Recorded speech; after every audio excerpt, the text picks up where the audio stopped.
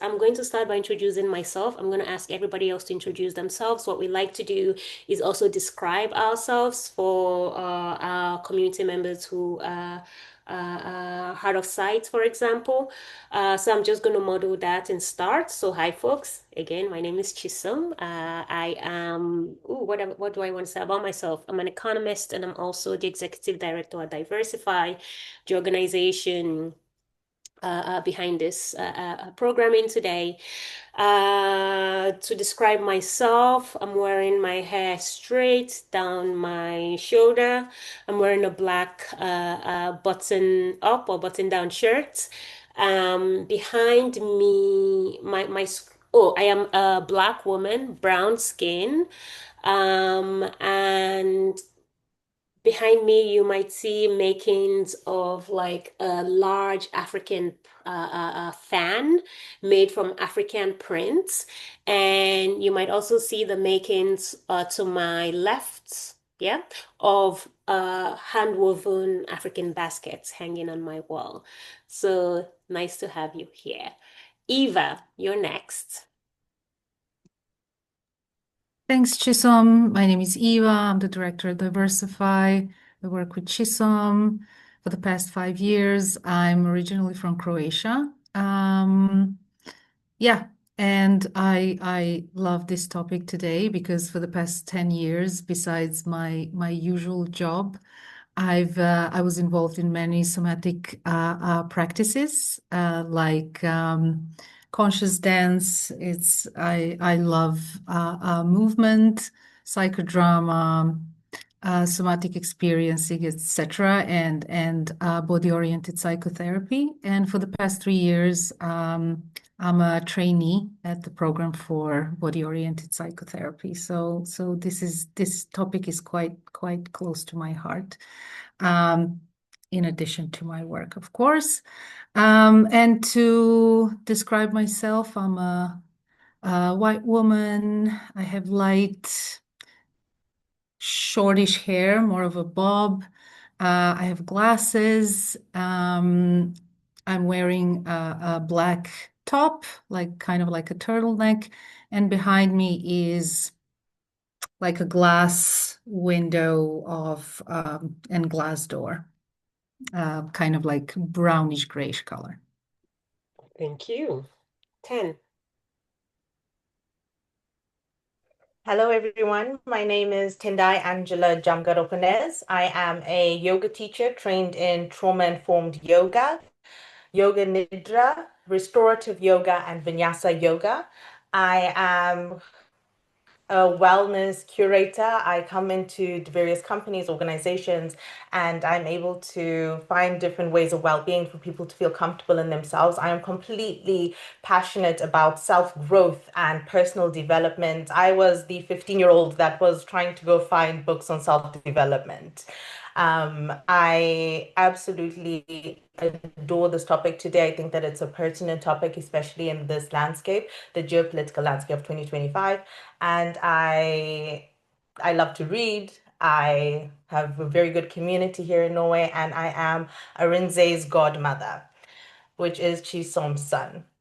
I am I am sitting down in a room.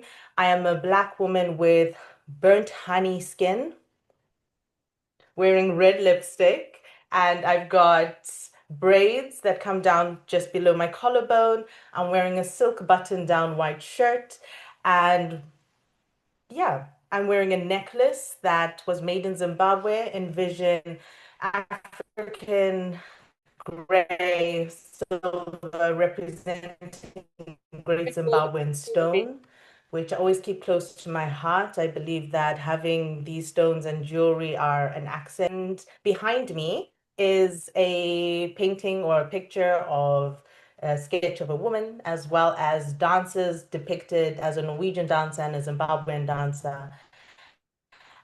And the room behind me is white and very color coordinated. Thank you. Thanks, Ten. You broke up a little bit, so just something to be mindful of, but I think we got most of it. So thank you. And then Christopher. Yes, hello. So my name is Christopher.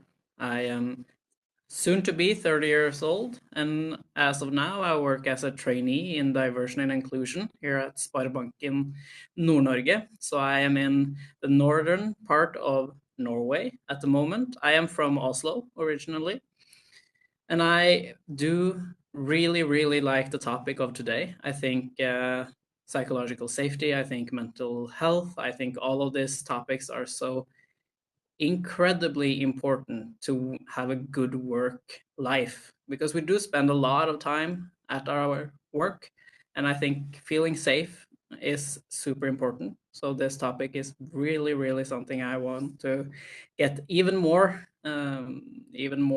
input in.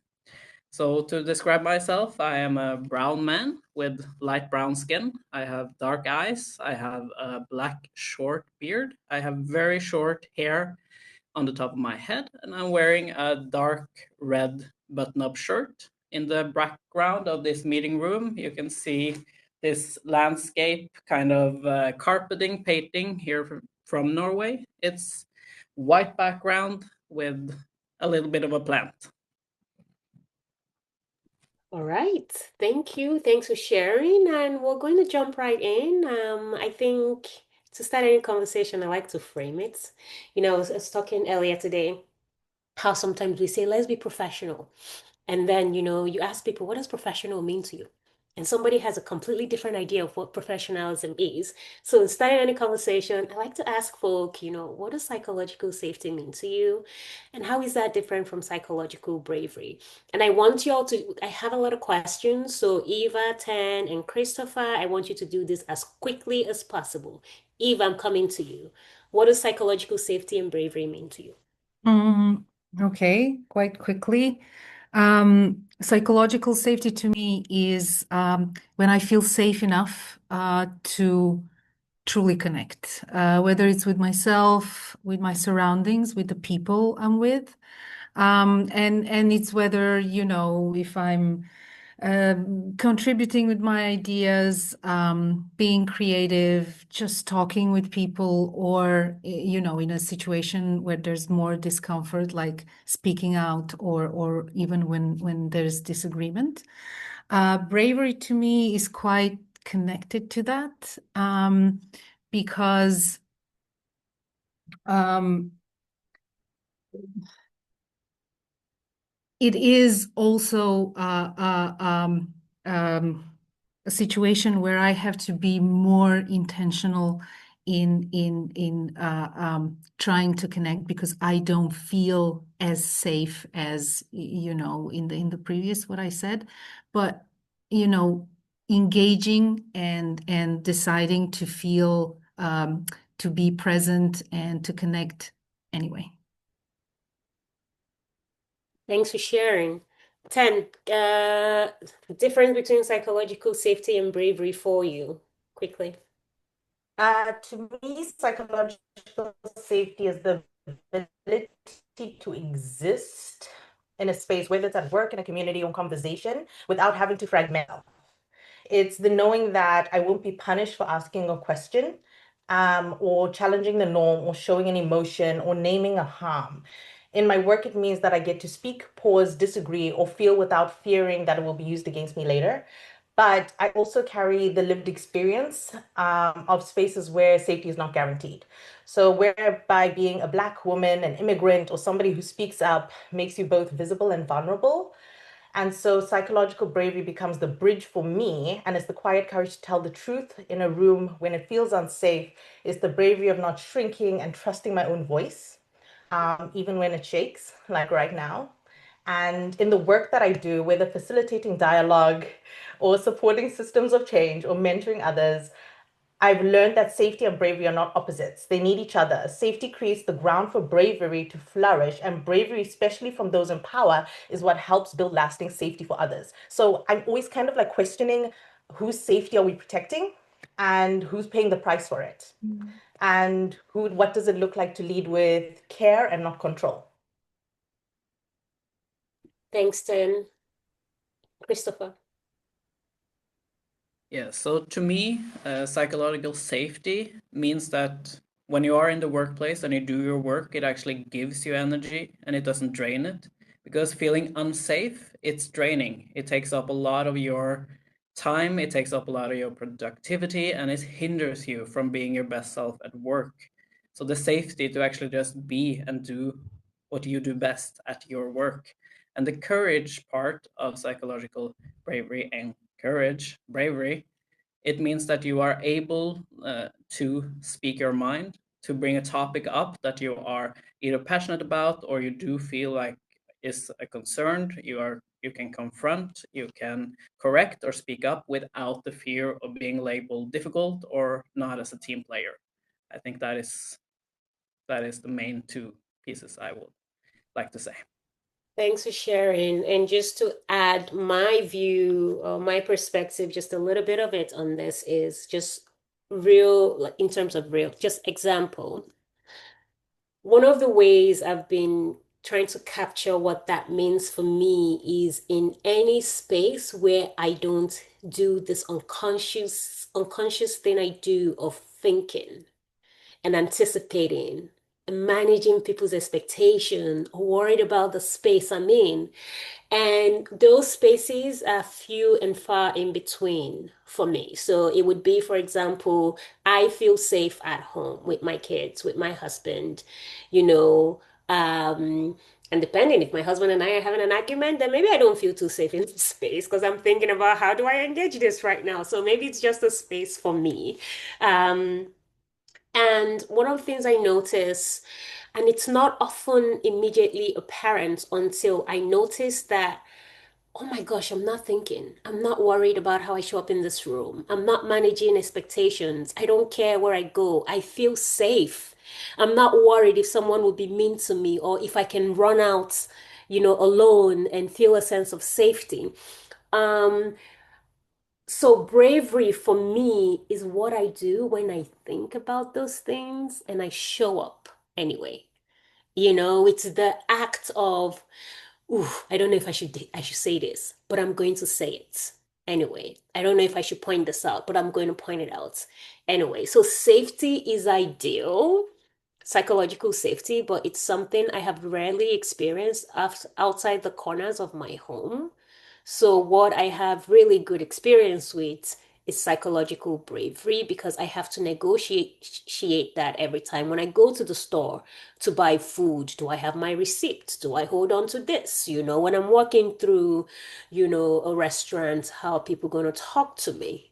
So just those things that I even have to think about, even if they don't happen, is the act of doing it in any way that feels brave. So that's kind of like how I look at it within my own specific context.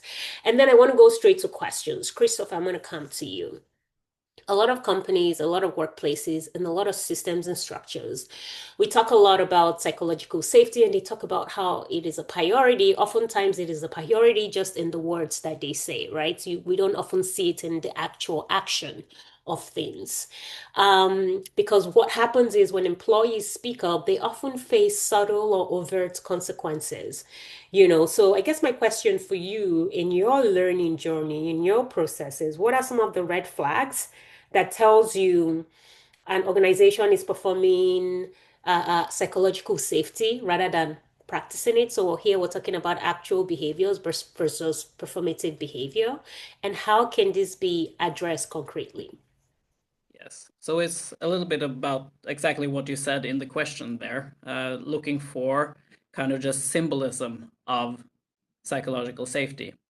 It will be more of a facade in the overall talk, the overall how we present ourselves. So I would think that it can be very much like the example of when you present diversity in campaigning, where companies have this very stereotypical picture of all the different diversity people in all shapes and sizes, and front them on their in their companies. And when you actually ask, oh, does those people work here? And then no, these are paid actors.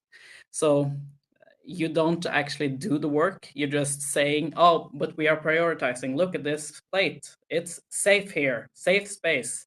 And you can't answer questions about it. You don't have any plans or structural or systematic in the way that you're working on it. You can't answer questions about that.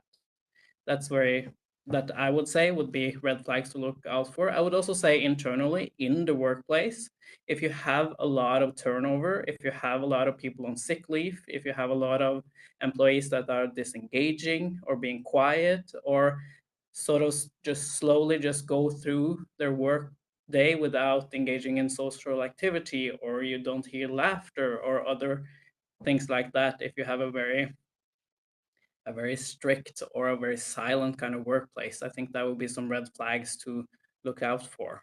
And then to the other part of the question, what do you do? How do you address it?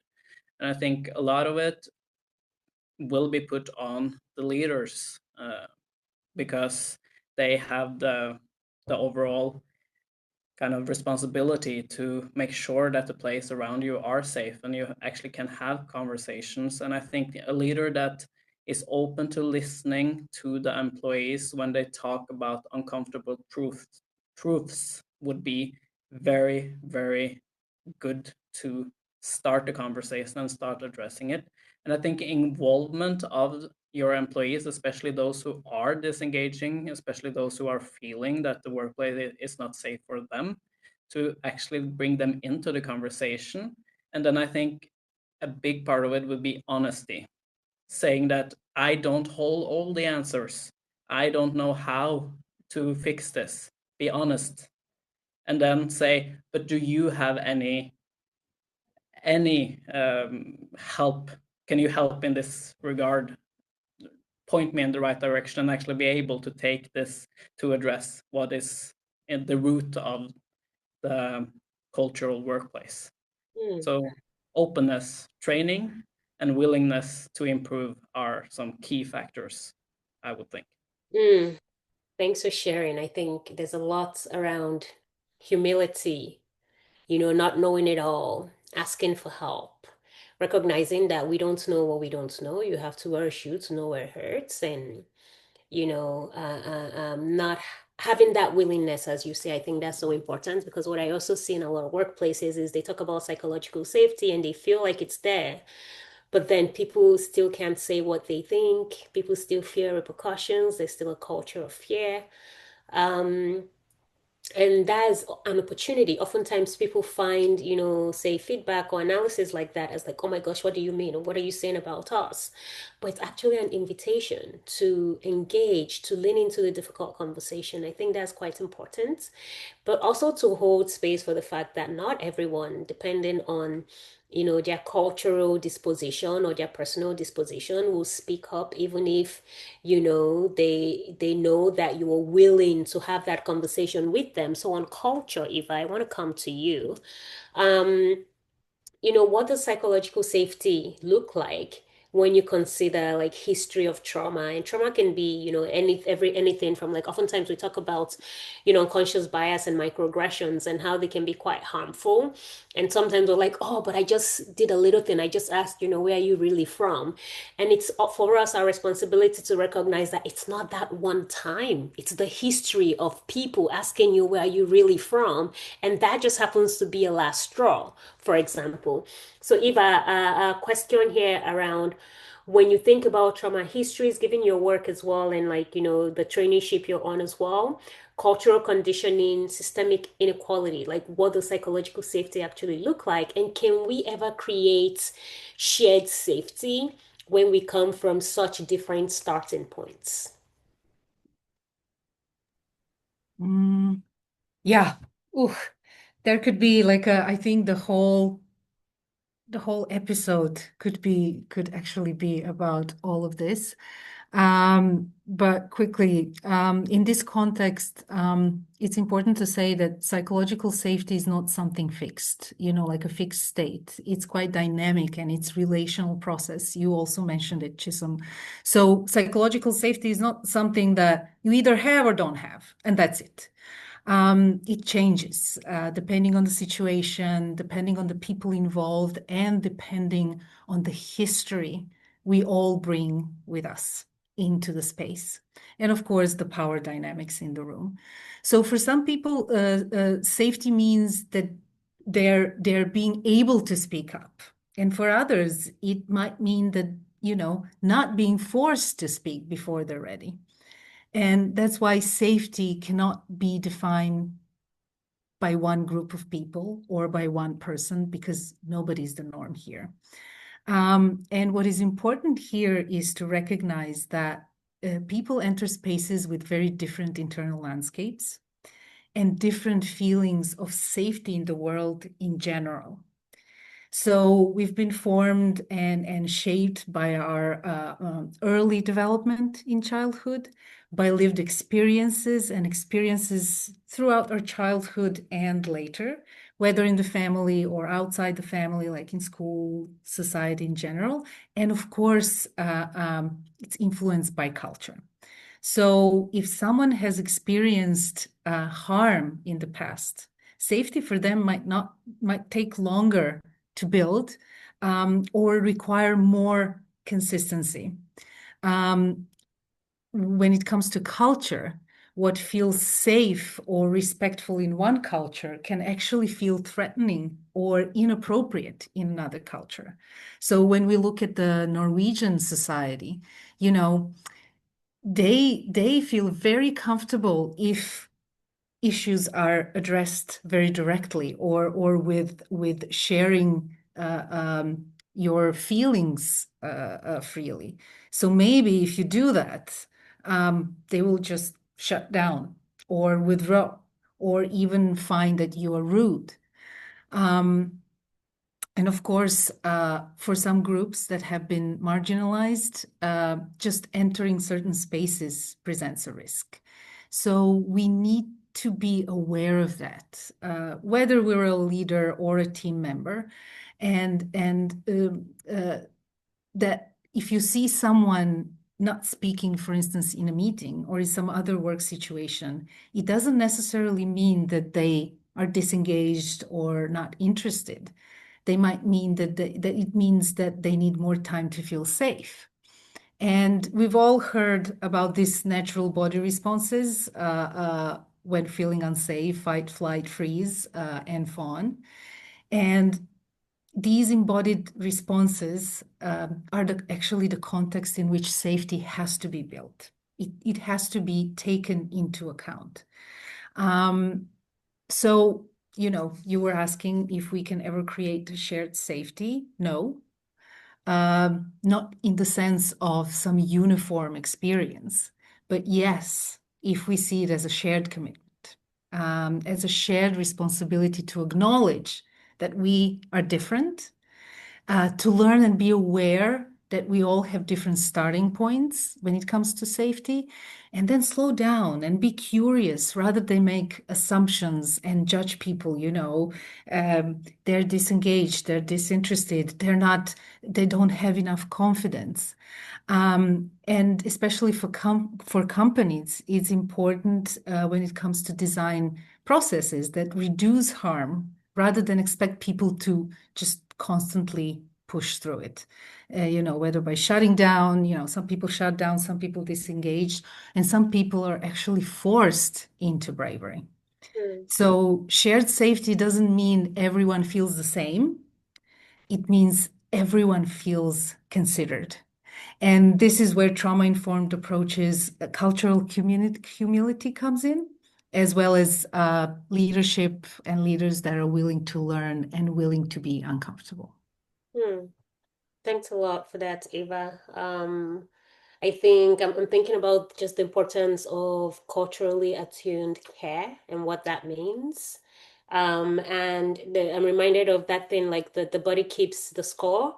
So sometimes before your body knows, it's that thing about your body knows. I had a therapist once who said to me when I was talking about feelings of anxiety, where do you feel it in your body? And I had before that never thought about it.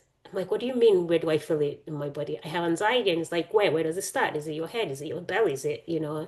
And that was really important for me to also start recognizing what is happening in my body before my head catches up, you know, which is that when it then starts actually feeling the anxiety, the feeling does come in the body. So thanks for sharing that. So I think in terms of you talk about psychological safety, maybe that's something that is difficult to create, but we can co-create at least safer spaces. So Tendai, I want to come to you. I think for a lot of people who carry, you know, marginalized identities, and, you know, a lot of us do in many different ways, psychological safety is like it's pipe dream, right? It's perhaps never attainable. So in this moment, what does psychological bravery look like? And also, how can organizations stop outsourcing the emotional labor of change to the people who are already carrying the most? Oh, that's such a good question. Um, for the first part, psychological bravery in these contexts is not about bold speeches and gestures. It's about security designed for your thriving. It's showing up when invisibility feels safer. It's asking for treatment or saying no, even when you're the only one. And that's 10, I just want to point out that especially when coming from marginalized voices. So I think shift position. Well, is that a bit better? no, Okay, it's I'll shift position. okay. I'll shift spaces. Is Okay. that okay? That's all right. That's okay. Um, okay, so I guess 10 is still there, can hear us, you know. These things happen with technology. Um, I think the question we were asking at 10 here was around what does psychological bravery look like uh, in spaces where they are not readily available. And I think oftentimes in workplaces, you also find that, say, if it's women who are feeling that they don't have a sense of psychological safety or opportunities, those emotional burden is often handed to the women, but do something about it. You know, create a women's group. Let's talk about it. Let's learn from you. So they're often the ones with the burden and the responsibility to create change and to fix what is broken. And it's also like when you have queer people at work, you know, it's like, oh, you know, that one gay colleague of ours, let's get him, or let's get them. Let's have them, you know, build a system and structure for us. So I think that's also quite interesting to reflect on in situations where, depending on the power we have or the places we sit, like, what do we demand of people? What type of label do we put on them? Because I know right now we're talking about it mainly from a workplace situation, 10 year back. But I think also in our lives and in social spaces, there are a lot of these challenges. 10, try now. Let's see. Okay, sorry about that, y'all. So you can give me a bit of a rundown. How does this look? Am I frozen? Am I still available? I mean, it's okay. We can hear you. I think the most important thing is that we can hear you well. Okay, Yeah. perfect. I've shifted with Wi-Fi's and I've shifted into a different space. Um, I want to jump back into this because this is so important, especially talking about marginalized voices. Because I do think that psychological bravery in these contexts, it's not about these bold speeches, which I've said, these grand gestures, whereby people are saying, no, we're going to make you feel safe. And there's a framework for that safety. But again, who's it safe for? And it feels like constraints. And again, another set of rules that we just have to abide by, and you were not meant to thrive inside this framework. And again, it becomes permissible, like, I'm going to give you the agency to do this, you can speak now, you can be this person, which is not authentic. And I think that over time you develop a persona in the environment that you think you're just supposed to thrive in, that is not even you, which then comes into the body sensations and understanding the somatics of it. Now, organizations must stop treating this courage as a resource to exploit. That's just the be all and end all.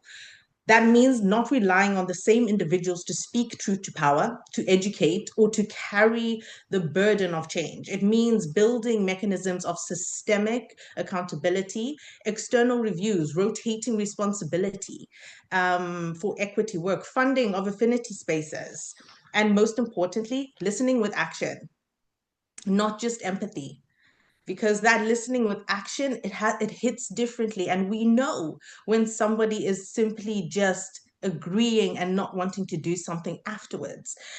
Now, this one is very important. I feel like emotional labor needs to be seen, named, and compensated, and not just applauded.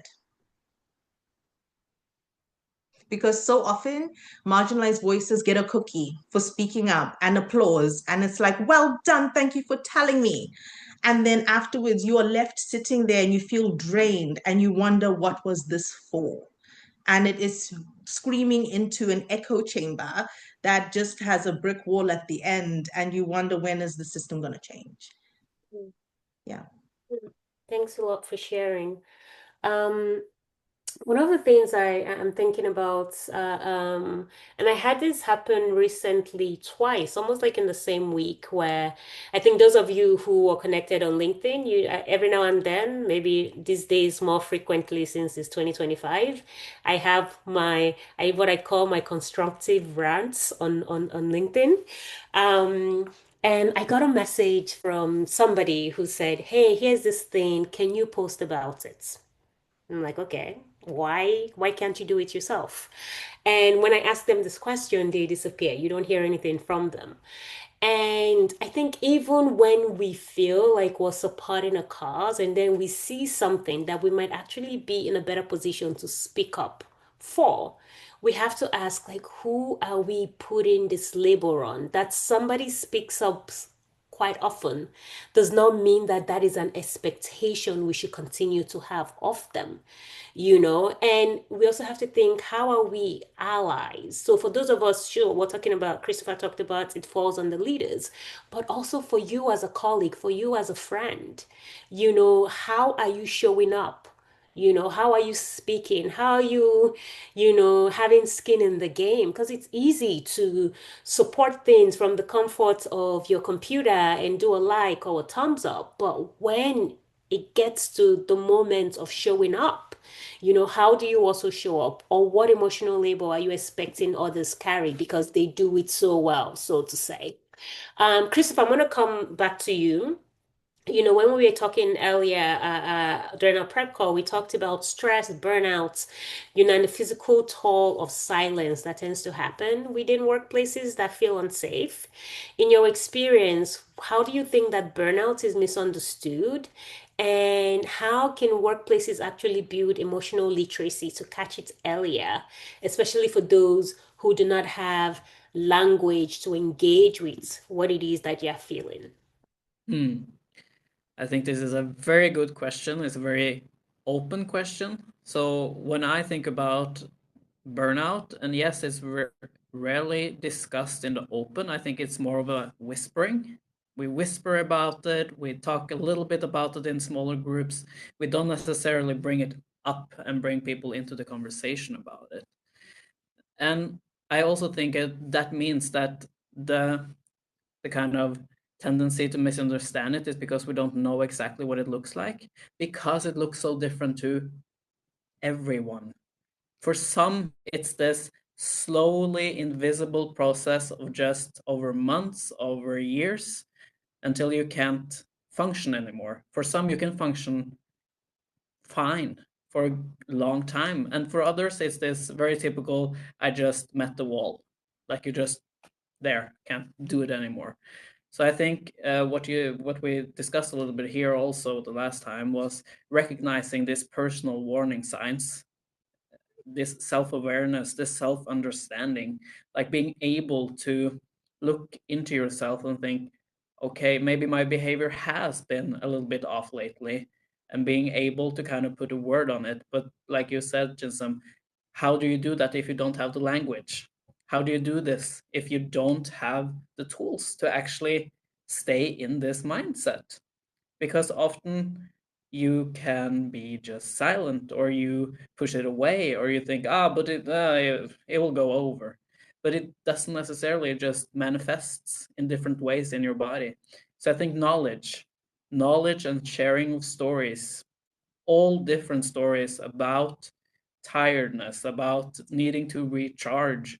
I think this is crucial in the conversation about burnout and how to address it in the workplace.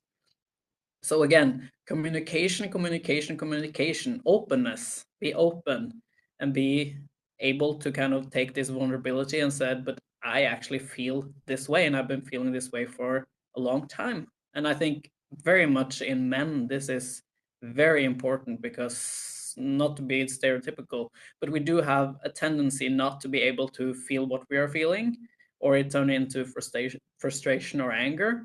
And then it also very hard to see if somebody else is feeling something out of the ordinary. Because I do think when we are in kind of the workplace community, we should and could be able to lean on our colleagues to actually be able to look for some change in you. And this will also be the leaders, if they know the people that they are leading. If we know each other, it will be easier to kind of see this small change in someone's behavior. So I think it's both very a personal kind of self-awareness type of thing, but also leaders and the people we are work with should work together in kind of opening this space and talk about what does it actually mean when you are feeling down, when you feel like this over time, when small tasks feel so heavy that you can't even lift it a little bit, and then talk about it. So yeah, I think on an individual level, on a leader level, and on an organizational level, how do you talk to your employees about this? How do you talk? How do you frame it in meetings? How do you talk about it in the conversation around the coffee table? What is the sense of it? Is it, oh, did you hear she is, or is it, but she was feeling like this for months, and I actually feel like this sometimes too. Right. How do we get this conversation going without being whispers? I think that is the crucial part of this. Right. Thanks for sharing. Um, I also wanted to add, and that's spot on. I think that is also like the general and maybe most common type of burnout where even the smallest thing feels like a lot. And I want to also put forward another type of burnout, which is the kind I experience. I am hyper functioning. I'm doing it. I'm kicking it out of the park, nonstop. And then I crash. So the burnout started before my hyper productivity, so there are different ways in which it also shows up. I also just want to nuance that sometimes it comes in different ways, and it's to be able to check in with yourself. And if I want to come to you about this whole body response, to check in with yourself and say, hold up, how am I? I've knocked out this, like, 100 emails by 8 a.m. What's happening, Whereas normally it's 50, for example. So, Eva, my question for you, and I'm also mindful of time. We don't have a lot of time. So, I want all of you moving forward to kind of like keep your answers kind of crisp. Eva, we talk about psychological safety, right? And I want to ask you about how it shows up in the body. And I think you hinted at it a bit earlier. So, what role does somatic awareness, and if you can tell us what that is, or I think the other word for it is the nervous system and how it responds. Like, what role does the nervous system play in creating or disrupting a sense of safety at work? Thank you, Shizam. You also kind of hinted on it when you told your story of how important it is, just to be mindful of where do I feel certain things in the body. And basically, that's the best definition of somatic awareness, is being aware of what is going on in my body and why. So the thing is, with psychological safety, we usually talk about it like it's something cognitive. We have policies in companies.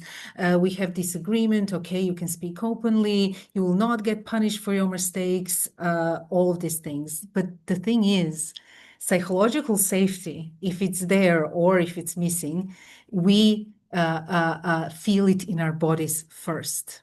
not in the policies or somebody telling us, yeah, you're safe here. Our nervous system is constantly scanning for cues of safety or threat. Even before our brain actually registers what's happening. People usually think that, the brain is the center, the brain is in charge, the brain picks up cues and clues and then sends it down to the body. Actually, only 20% of information goes that way. 80% of information goes from the body to the brain. And so how does it show up? When people feel safer or psychologically safe, their bodies are more relaxed, they can breathe more fully, they can make eye contact, they can make connections more easily. They're also able to think clearly, contribute with ideas, and even when they disagree, they can do it more respectfully. They can actually function from a place of connection, whatever is happening. But when the feeling of safety is missing, the body tells a totally different story. And you might see people go quiet, tense up. Some people speak more quickly. People tend to be more reactive. Some people over apologize. And some people avoid meeting other people or even at work meetings altogether. And this is why somatic awareness is so important. Being aware of what is going inside our bodies, how our bodies look. Our bodies constantly tell a story. If we pay attention to it, we will know what is going on. And by getting aware what is happening in our bodies, in our nervous system, we can also understand much better what is going on with other people. And, if we don't understand how different identities, exclusion, trauma shape people's embodied experiences at work. And when I see embodied experience, I mean nervous system responses, we will misread the room. We might see, I mentioned already silence as disinterest or disengagement. We can see anxiety as a lack of confidence, instead of recognizing that some bodies have just learned through different life experiences that speaking up can be unsafe and even dangerous. So how can we create these environments that support everyone? First of all, we can slow the pace, for instance, in meeting. So people actually have time to process, have time to think. And I mean, all the people, some people are very quick, to react, but some people need more time. Being mindful of our tone or posture or how we deliver feedback. Just yesterday, I talked to Chisholm about, she was mentioning how some people have this energy, when whatever their mood is, everybody in the room take the mood. If they're in the good mood, everybody in the room will be in a good mood. If they're in a bad mood, people will be down and even scared. And I told to her, well, but it's really hard. Like, what can we do in these situations? Because we cannot change our mood. And she said such a great thing. She said, name it. Just share it. Say, I feel like this, I feel, this is making me uncomfortable. It will change the energy in a room unbelievably if we share what's going on with us, especially if we are in certain positions of power. Then building rhythms of connection before we go into correction, and bringing in trauma-informed support, which means that, it's really hard if you're a leader to recognize all of the nuances between, like healthy discomfort and maybe trauma-triggered shutdown. And I don't think everybody needs to really know that. But there are so many professionals and third-party facilitators who can actually help with that and interpret what's happening beneath the surface. So yeah, somatic awareness is one tool among many, but it actually helps us move beyond assumptions and actually into deeper and more human-centric leadership. Right.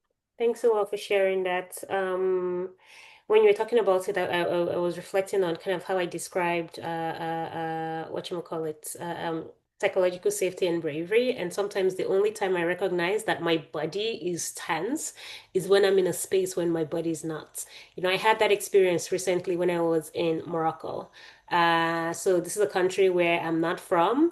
But something about arriving, maybe it's the African continent. I showed up and I was like, and I was just like, what is happening to me? And it's interesting to see maybe when I am in some spaces in Norway, I'm then more like this, like it's not a conscious thing.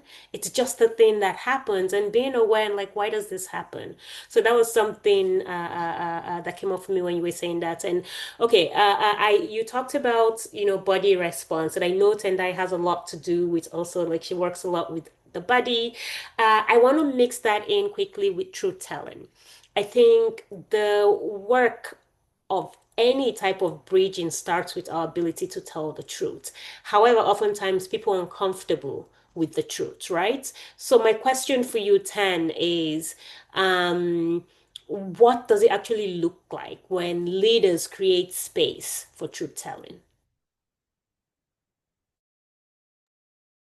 It looks like leaders saying, I don't have all of the answers, but I'm here to listen and learn. It's choosing curiosity over control. It's staying in the room when hard truths surface. It's resisting the urge to sanitize, deflect, or to center themselves. Creating space for truth telling isn't about, hosting a town hall, which is, I think, a lot of what people think it is, these grand gestures. It's about how leaders respond when they're challenged in a meeting or when someone shares something uncomfortable. Do they retaliate? Do they make it about their intention instead of the impact? Or do they pause, reflect, and ask, what does repair look like to you? I think that moment, that pause of sitting with discomfort without trying to escape it, is where trust begins. It's where innovation begins and where creativity also begins to flourish. Because suddenly you have the freedom from that foundation of trust and safety and connection. Keyword here, connection, for you to be yourself and not fragmented, and knowing that you will not get retaliation or dismissal. I just wanted to kind of round back over here because I remember the story that you told about you being in Morocco, Chisom. And I wanted to say the metaphor that you used was pertinent because the metaphor you used was it felt like I took off a veil that I didn't know I was wearing.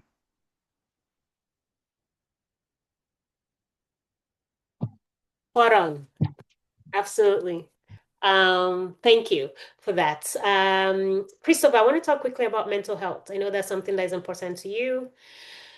And we know that even when they exist within organizations, the HR, you know, they serve the interest of the organization. People don't use them because people have fear, people have mistrust. So within workplaces, what actually works in building trust? And you know, I'm mindful that there's you alluded to it earlier on as well when you talked about community. But is there anything else that supports the building of trust?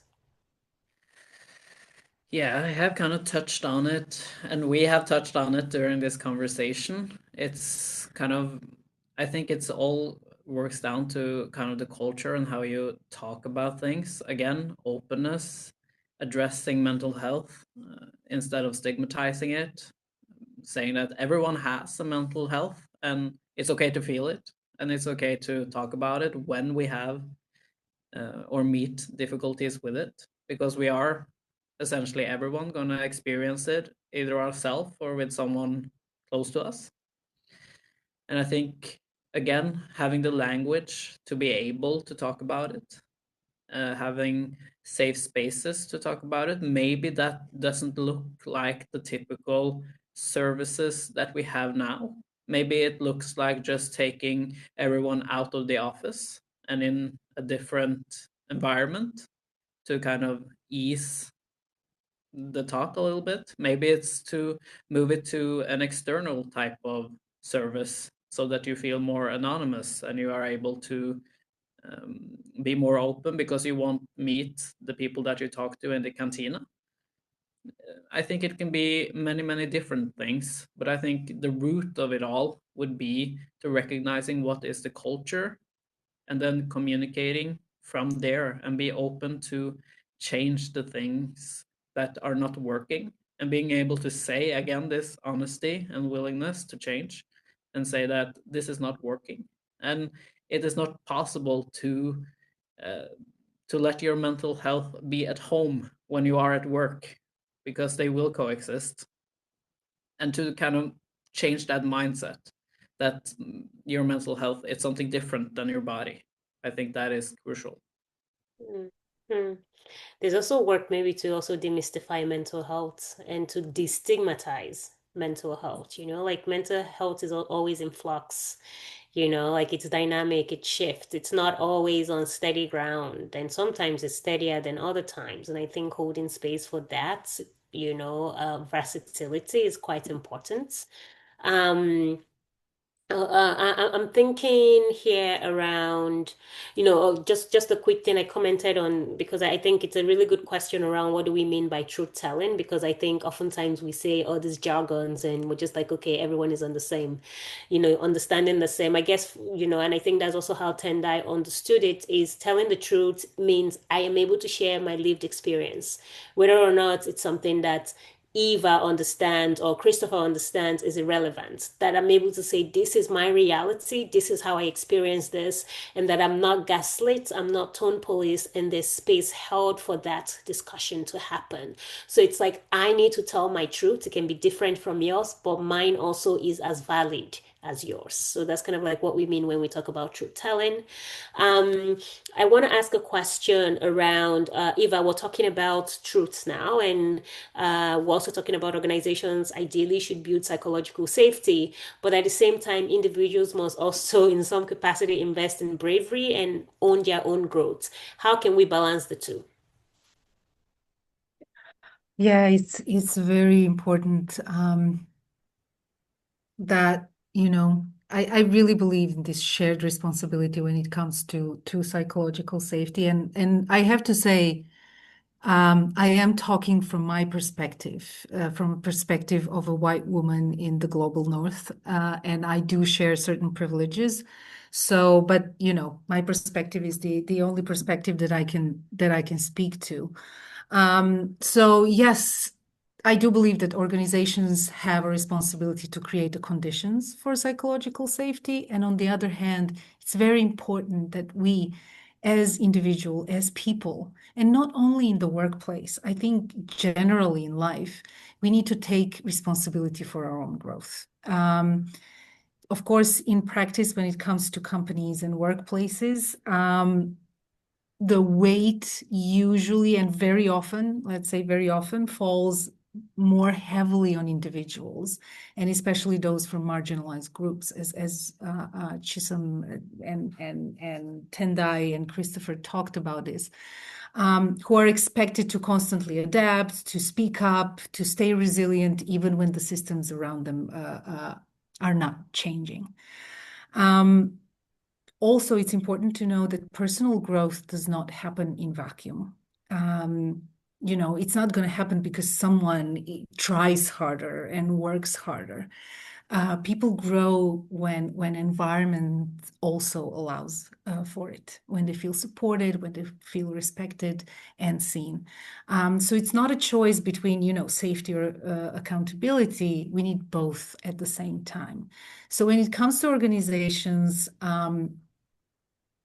it's quite important that we make safety real, not just symbolic. And Christopher also touched on that. I mean, talked about that. So again, I'm going to say that it's quite important to bring in trauma-informed facilitators who can actually hold complex conversation with care. Because when I was listening to Christopher, I also was thinking, how many times people are actually asked to surveys or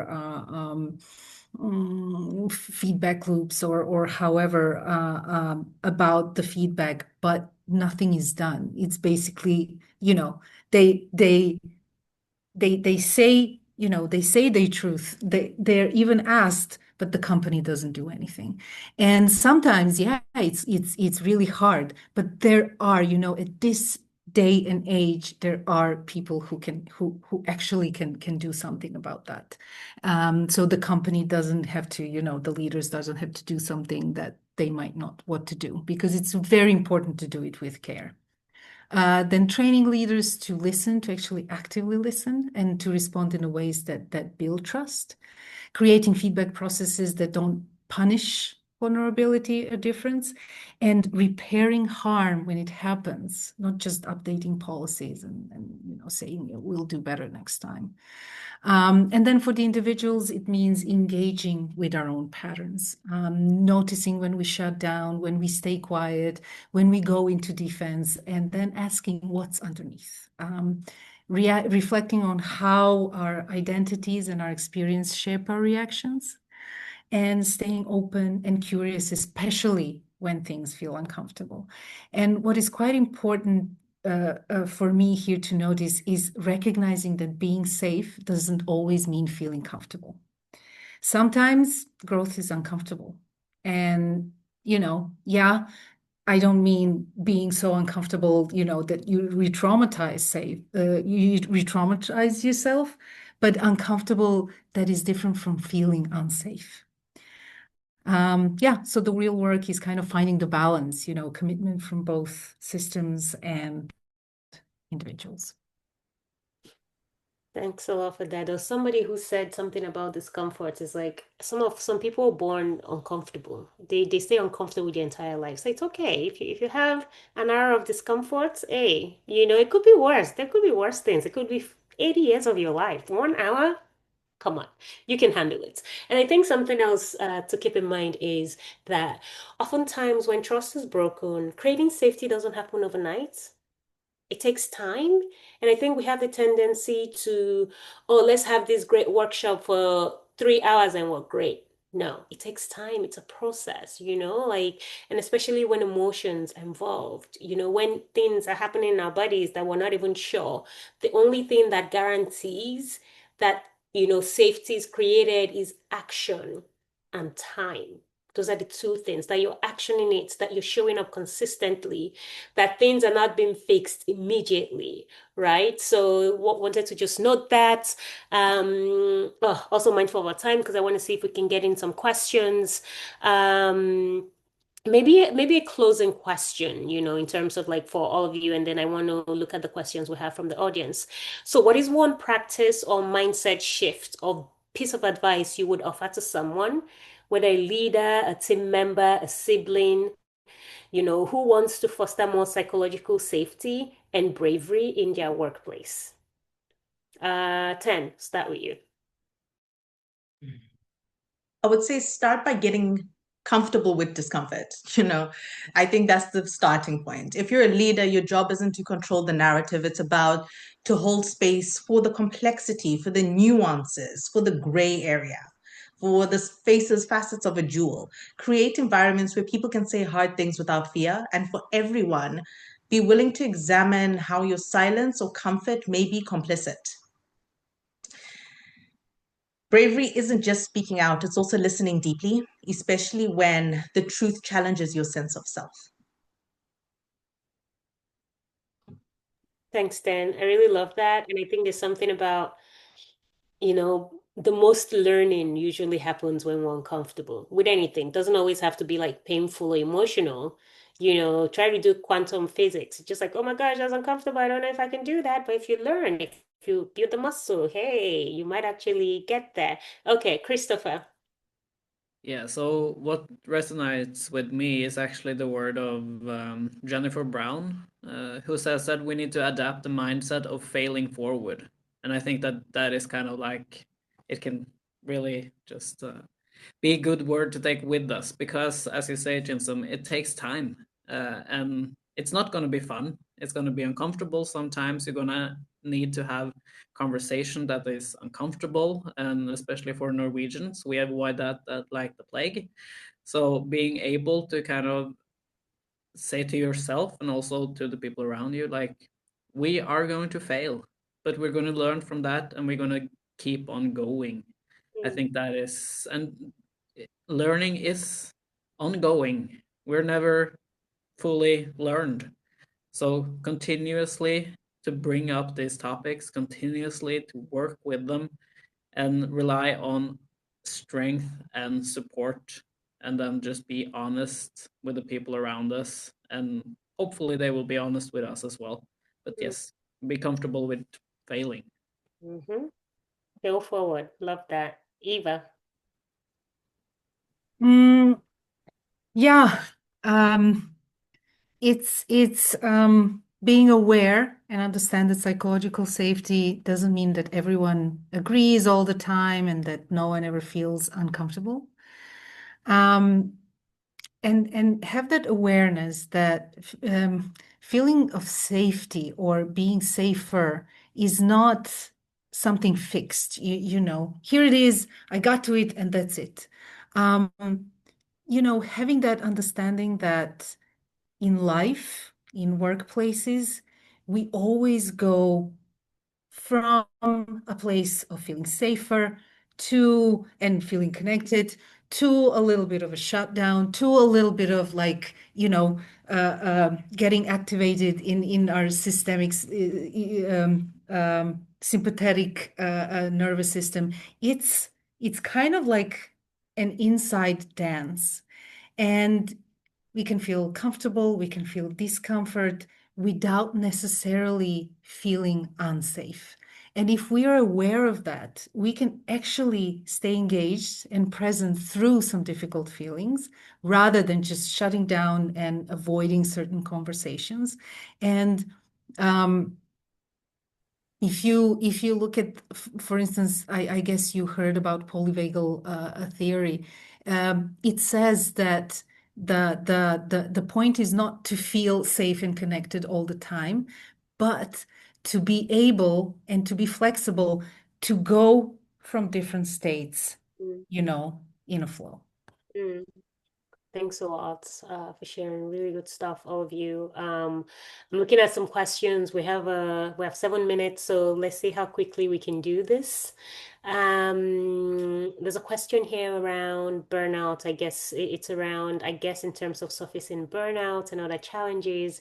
Support groups are a way to create brave spaces and experiences, any experiences you would like to share in that regard. I think a quick thing that comes up for me, and please feel free to jump in, folks, is I think sure, support groups are great. Having communities where you can share is also quite important. But in the absence of that, I think there are a lot of tools you could also use for yourself in terms of like processing how you feel. It could be journaling, checking in with yourself, if depending on how you journal, what is changing in what you're writing, what is showing up for you, how is your body feeling? So some of the examples that Eva, gave around like the body, how is it feeling any different? Anything else coming up for y'all, Ten and Christopher and Eva?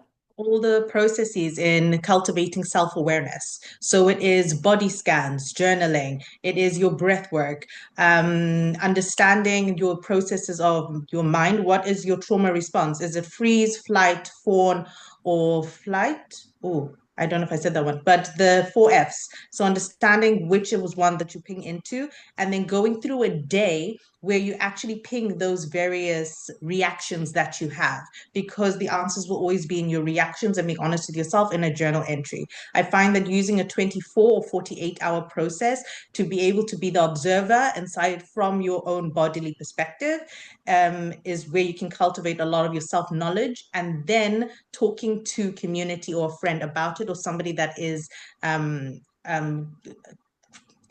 in the topic.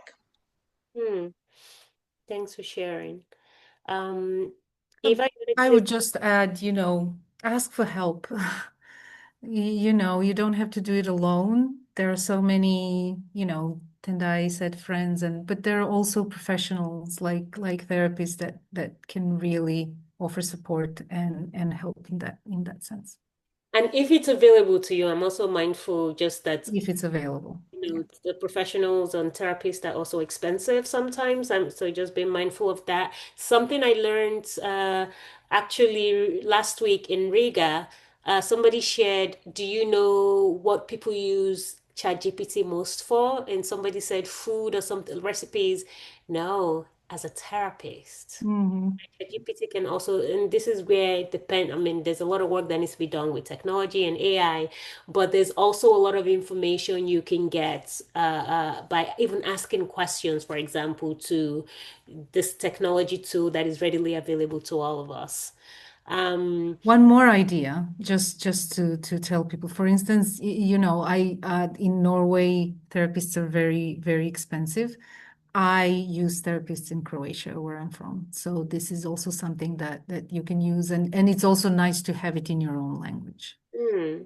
And Mm. also culturally attuned Mm. therapy as well, because sometimes you need someone who just understands you, who you're not spending time teaching or explaining or defending, your lived experience or your lived reality too. I know a lot of people who've gone to therapy and they needed therapy from their therapy. Yeah. So let's be mindful of that as well. Okay, there's maybe a last question we can take, and I don't know that I completely get this. Let's see, how can this? Let's see. So, okay, let me take Elizabeth because I'm not too clear on Andy's. Sorry, Andy. So just a quick thing here. So many yearly work environment surveys gets workshopped, action planned, made, and then no one is responsible or held accountable to enact the plan. Yeah, that is true.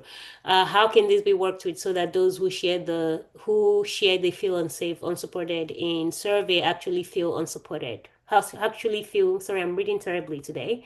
Actually feel supported and build trust instead of breaking trust every time they take the survey. That's a really good question. So I'd be glad to hear what, folks think. I think an initial thing for me is just something I wanted to float when Eva was also talking about the surveys is I also know from my work directly that a lot of people lie in surveys as well because they're afraid. And especially when they have to name their teams and then the team of 10 people, if 40% of people in your team said something, guess what? That person, the leader, can be like, "Ooh, is it you? Is it you? Is it you?" And they face repercussions. We've also been in situations where we have focus groups where, people are like, yeah, in smaller groups, we can speak more honestly. But then if there's a power imbalance in that or there's no trust, people say different things. And then when we speak to them individually, they tell us something completely different. So there's a lot of work absolutely that needs to be done. And I think that willingness to actually speak the truth, to hear it, and to action the work that needs to be done. Because oftentimes people just want to talk about it and feel good to say, oh, we value psychological safety. But psychological safety takes work. And sometimes that work is painful and it takes time and it's expensive. You have to pay people to come in and do the fixes. Are you actually willing to do that? So there's a lot of work. Elizabeth, I think you probably know a little bit about this in the work that you do too, right? Hmm.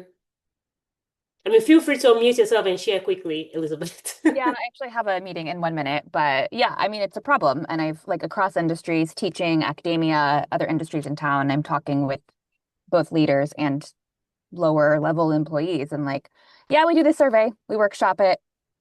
And there is honesty, there is truth telling of some sort. How truthful, who knows? But we made an action plan. Maybe someone said Chisholm was in charge, or maybe Chisholm said Christopher was in charge, who said Tende was in charge, and then nothing happens. And that's like a story I keep hearing. I was like, that's so sad. We spent the money to workshop this. We brought in an external facilitator. I have to jump off, but thank you so much, everyone. Really appreciate today. Yeah. I Thank you, think Elizabeth. what she raised also leads to breaking trust because people just take survey after survey. And I think, Andrew, that's also what you're floating here. There's a historical precedence for using surveys to spy on employees. Most workers, if clued up, are aware of that. Absolutely.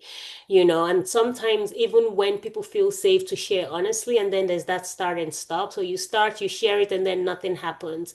Then they start feeling disillusioned, right? Because nothing is changing. We're just having the same conversations over and over again. So I think that's something we should be aware of. So, Or no conversations or over. no conversation at all. Yeah. Mm. Okay, so I know we're at the end of this, what time? Just a quick check-in with Tendai, Christopher, Eva. Any last words? And then I have to close up. Christopher. Yeah, I think this was a very good conversation. I think we touched on a lot of good topics. I think what we are talking about, everything could be its own topic because there are a lot of good things. I have learned a lot and I will use it going forward. And I hope some of you all watching will do that as well. Likewise, Christopher. Thank you for sharing. 10.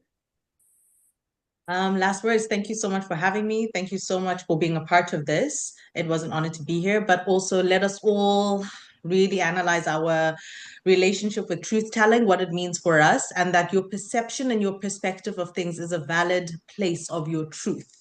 And cultivating self-awareness, self-knowledge, and understanding that your truth is valid and that you're allowed to do it. I think that it comes from a muscle that you just need to keep recreating.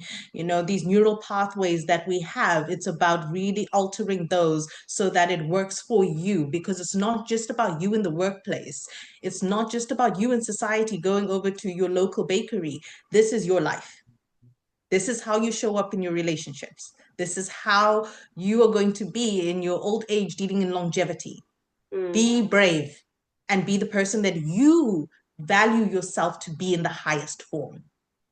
Absolutely. Thanks, Ten. I think what I take from that is, I mean, we're barely scratching the surface, and I think it's just a starter conversation to dig deeper. Eva? Yes, I totally echo Tendai. And you know, we're not helpless here. We can really do the work and improve the quality of our lives, and safety inside of us.